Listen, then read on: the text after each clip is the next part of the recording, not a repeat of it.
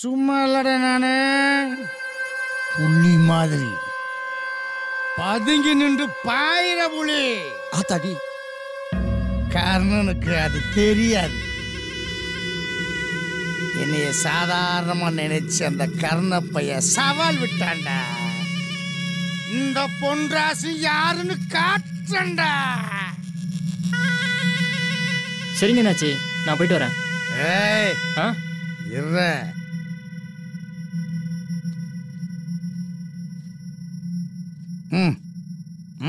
வாங்கிக்கடா, வச்சுக்க. சந்தோஷமா? நான் வரேன் நாச்சி. ஓ ஏய், அங்க என்னடா வேடிக்கை பார்க்குற? சரக்கு தான் கைக்கு வந்துருச்சுல. வந்துருச்சுனே. ஊத்துற. வேடிக்கை பார்க்குறானா? வேடிக்கை. தண்ணி ஊத்துவா? தண்ணி அதுக்கு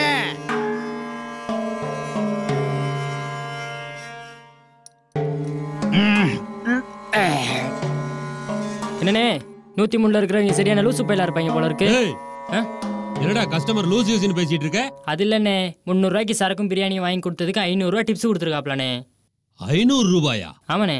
அப்பா அம்மா லூசு தான்டா. இந்த மாதிரி 4 கிராய்க்கு அமைஞ்சிட்டாங்கன்னு வச்சுக்கோங்களேன், உங்க ஹோட்டலுக்கு முன்னாடி போட்டிக்கு இன்னொரு ஹோட்டல் ஆரம்பிச்சு செட்டில் ஆயிரும்ண்ணே. கட்டுவடி கட்டுவ, போய் வேலையை பாடுறா.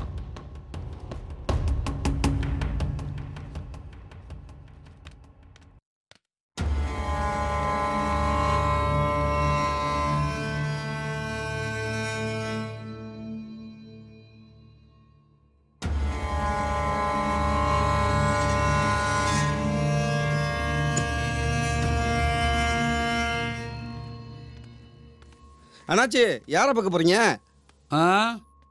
பொன்ராசை பார்க்கணும். அப்படிலாம் பொசுக்குன்னு போய் பார்க்க முடியாதுன்னாச்சு, கொஞ்சம் பொறுங்க.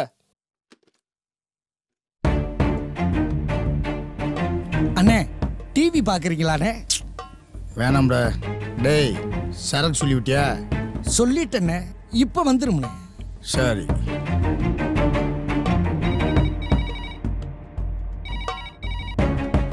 ஹலோ, ரிசப்ஷன்ல பேசுறேன் அண்ணாச்சி. சொல்லுப்பா. உங்களை பார்க்க 2 பேர் வந்திருக்காங்க. ஃபோன் அவங்க கையில் கொடு. இந்தா கொடுக்குறேன். பங்காளி, நான் தான் நாங்குநேரி செல்வம் பேசுகிறேன். சொல்லு பங்காளி.